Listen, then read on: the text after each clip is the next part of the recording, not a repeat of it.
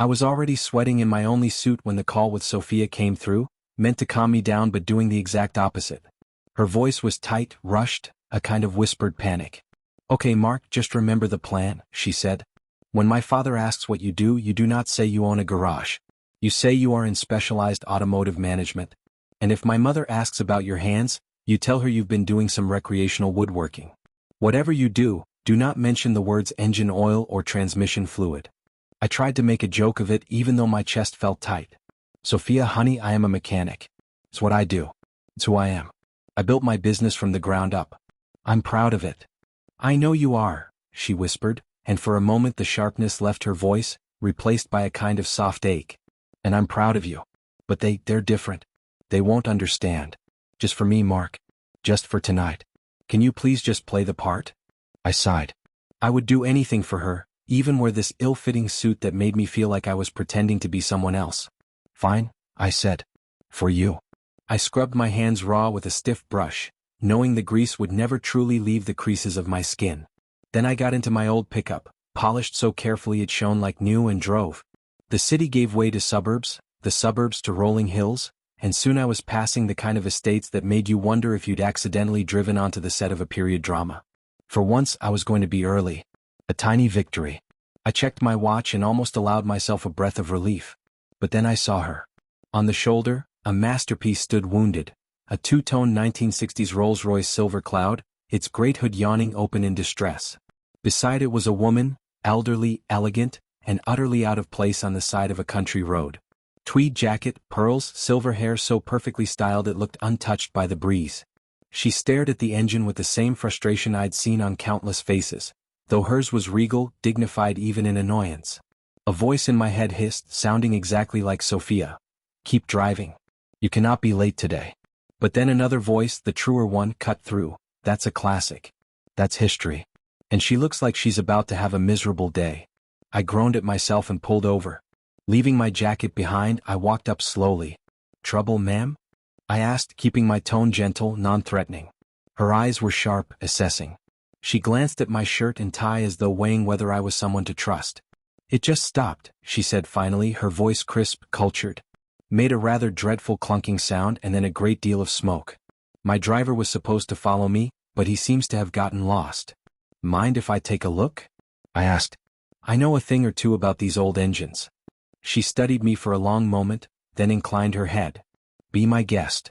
The moment I leaned under the hood, it was as if I'd stepped back into my world. The smell of hot oil and aged steel rose up, familiar and grounding. To anyone else it might have smelled like trouble. To me it was music. My eyes traced the wires and lines until the issue revealed itself. A frayed connection on the distributor cap.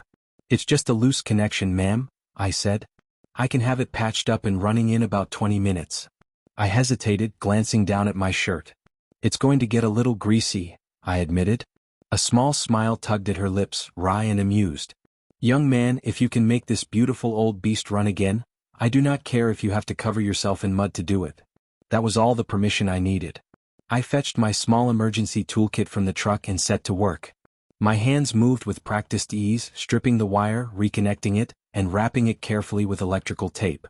She stood nearby, watching, not with idle curiosity but with genuine interest. "You've done this before," she said. "More times than I can count," I replied, tightening the last connection. "This model has its quirks, but once you understand her, she's loyal." "She," the woman repeated, amused. "You talk about her as though she's alive." I grinned despite myself. "To me she is." When I finished, I wiped my hands on a rag.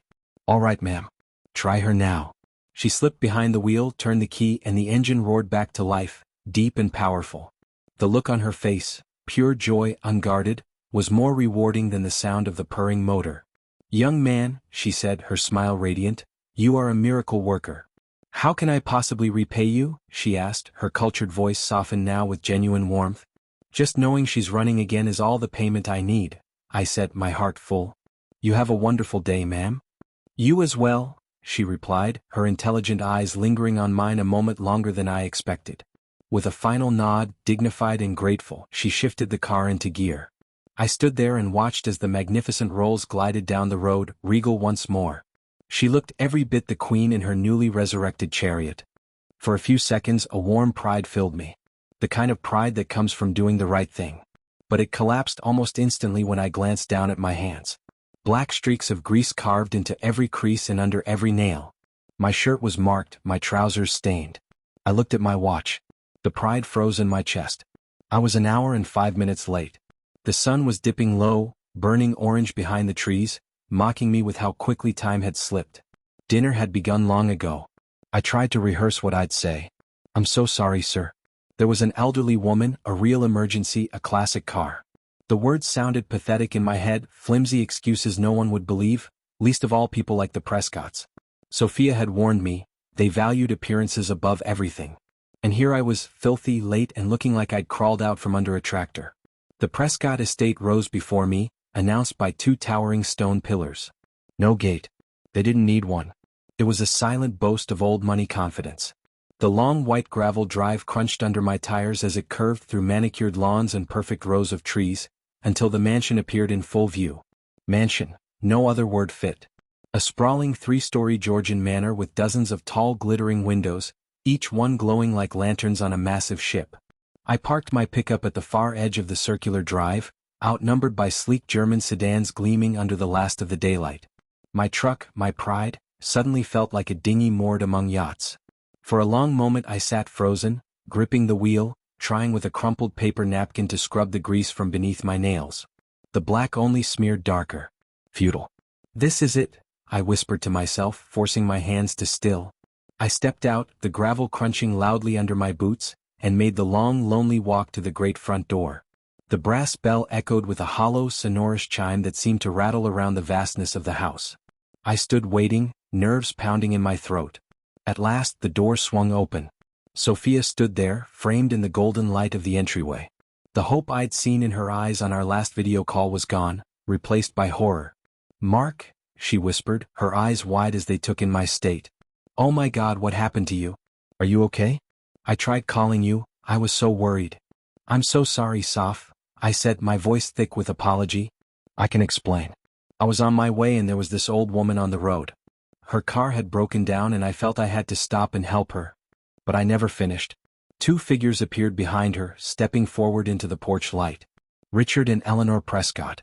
They were exactly as she had described, only more. He was tall, silver-haired, a smoking jacket tailored to perfection. His face was cut from cold disdain.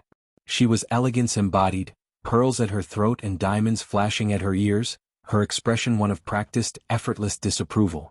They looked at Sophia's stricken face, then at me. Their eyes hardened instantly into something sharper than mere disapproval, contempt, pure and unfiltered. "So," Richard Prescott said, his voice smooth and cruel as glass. "This is him. The mechanic." "I am so incredibly sorry for my tardiness, Mr. and Mrs. Prescott," I stammered, my rehearsed words crumbling. "There was a woman on the road. Her vintage car had broken down and I felt I had to stop and help her."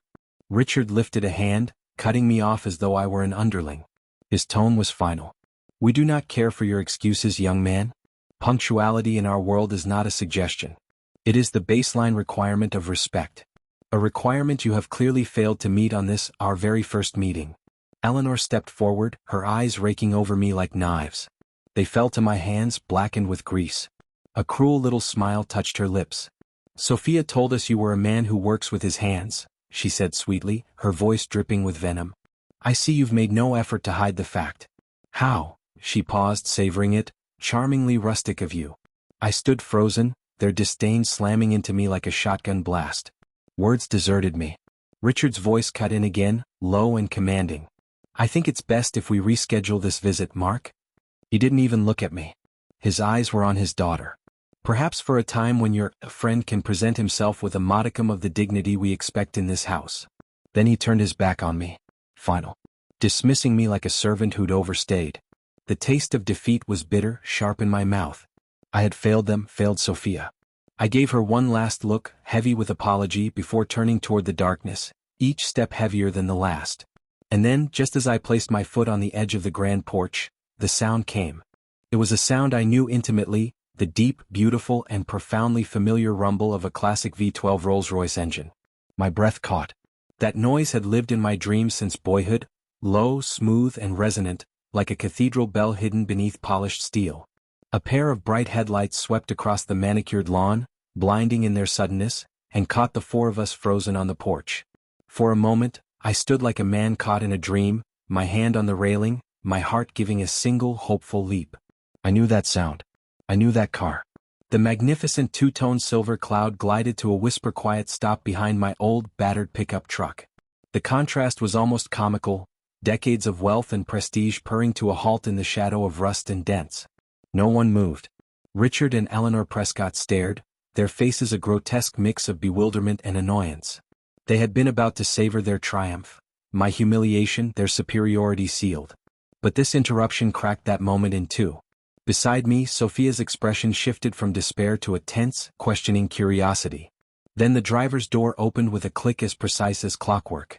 A chauffeur stepped out, dark-suited, formal, every movement honed to polished grace. He rounded the car and pulled open the rear passenger door.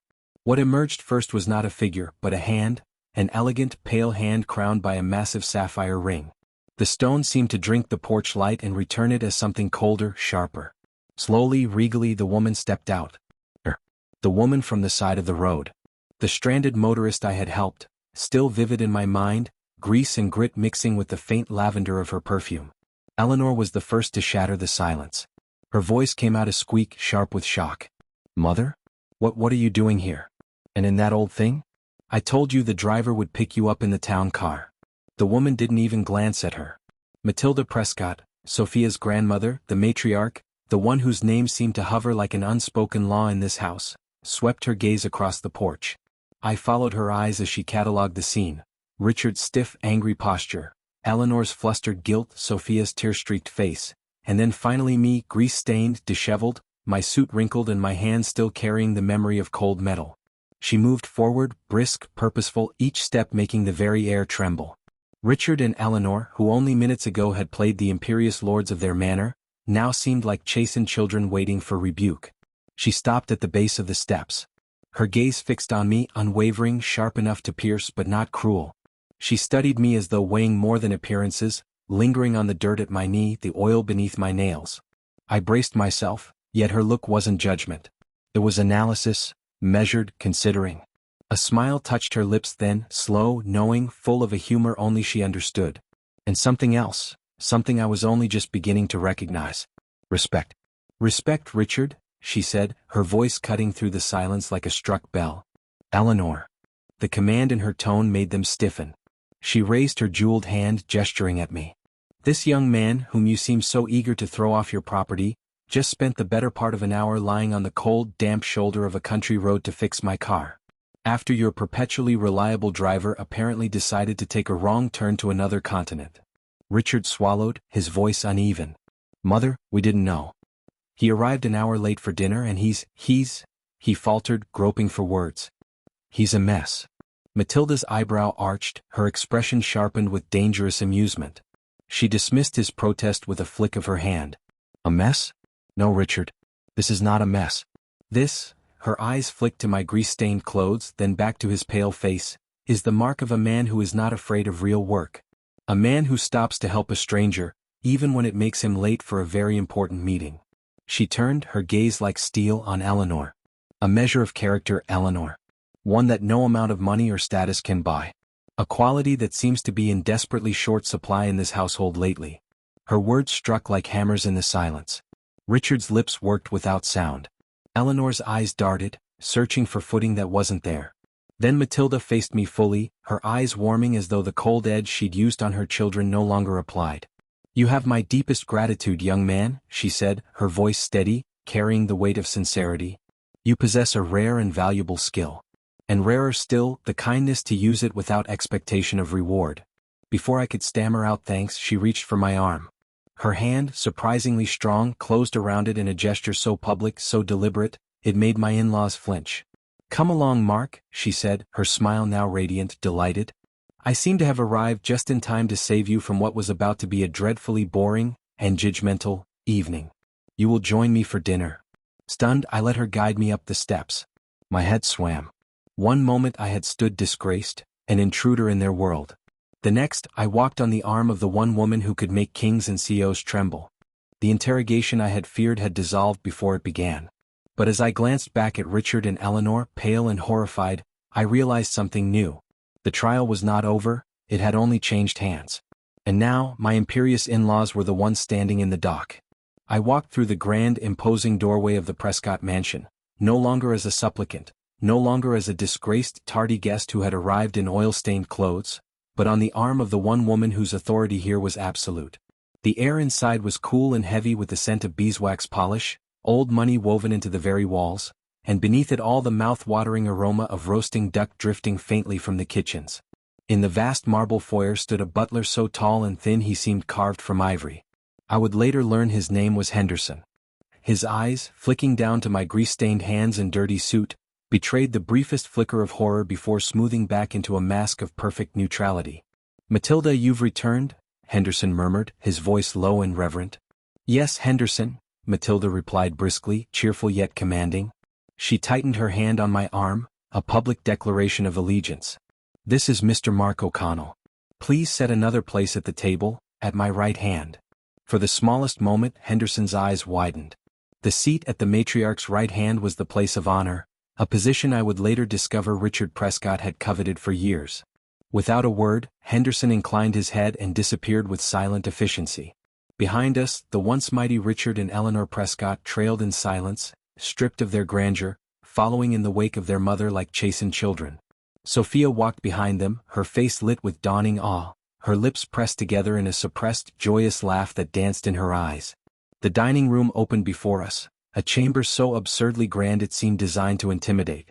A table long enough to land a small aircraft stretched into the distance, set for 20 though only 5 of us would dine. Matilda guided me to the seat of honor.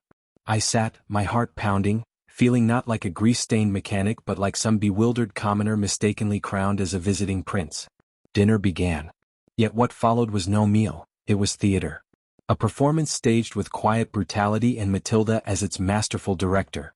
Her children were no longer hosts but supporting cast, humiliated into irrelevance.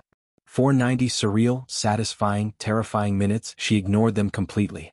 Her focus was only on me. "So, Mark," she said, once Henderson had poured the wine, a deep ruby-red vintage that caught the candlelight. A 1960s silver cloud. Magnificent, yes, but temperamental. The fuel pump, I'm told, is a nightmare. What's the secret to keeping the pressure consistent? I found myself answering as though I had been waiting for the question all my life. I spoke of my craft, my passion. Of the elegant simplicity of a carburetor, of the lost art of hand-tooling a part when no replacement existed, of the joy of coaxing a forgotten engine into life again.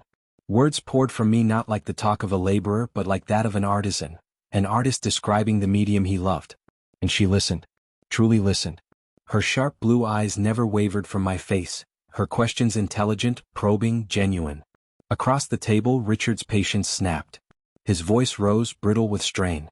"Speaking of investments, Mother," he said too loudly, "the market for pre-war classics is showing a significant downturn." Matilda silenced him with nothing more than a flick of her jeweled hand. "Richard, please," she said coolly, not even granting him the courtesy of her gaze. "We are discussing things of actual, tangible value tonight. Not your imaginary numbers on a screen." Her voice hardened. "Mark is a man who builds things. A concept, I fear, that has become quite foreign to this family." The blow landed like a slap. Richard flinched, then shrank back, lips pressed tight, retreating into sulky silence. Later, Eleanor tried to salvage her own dignity. She gestured toward the golden duck before us. "The duck is divine, isn't it, Mother? I had the shaft flown in from New York." Matilda took a small bite, chewed thoughtfully and then turned to me. "It is quite good," she conceded with a faint nod. Then her eyes gleamed. "But you know, Mark, a well-tuned engine, one brought back from the brink by skilled hands, that is a far more satisfying thing than any fancy meal. Don't you agree?" "Yes, ma'am," I answered, and for the first time that evening I allowed a slow smile. I finally understood the game she was playing. "I most certainly do." Her answering smile was like a secret shared. And so the performance continued. For the entirety of that surreal dinner, I was the celebrated guest, the expert whose words held weight. And they, in their magnificent house, were reduced to an audience, forced to watch as the matriarch of their dynasty elevated the very man they had tried to cast out. Sophia sat across from me, her eyes shining. The pride and love written on her face made my heart ache with something fierce and luminous. She was seeing me not only defended but championed, not merely tolerated but honored. At last Henderson served coffee. The plates had been cleared, and the long silence from the other end of the table seemed to throb like a bruise. At last Henderson served coffee. The plates had been cleared, and the long silence from the other end of the table seemed to throb like a bruise. Matilda's gaze swept down the table. Her children froze beneath it. Then she turned to Sophia and me. "It has been a very long time," she said quietly, yet her words carried immense weight, "since I have had a conversation of such substance and integrity at this table. It gives an old woman hope for the future of this family." Then her eyes sharpened, businesslike now, fixed squarely on me. "Mark," she said, "my late husband, Sophia's grandfather, was a passionate collector of classic automobiles. His collection, which includes several priceless, one-of-a-kind vehicles, has sat untouched in a climate-controlled garage for nearly 20 years. No one in this family has the skill or the interest to care for them." She leaned forward, her gaze keen and triumphant. "I believe I have just found a new project for you. Tomorrow morning, we will discuss the generous terms of your new role as official curator of the Prescott Automobile Collection." My jaw dropped. I couldn't stop it. Across the table, Richard and Eleanor's faces were pale masks of disbelief and horror.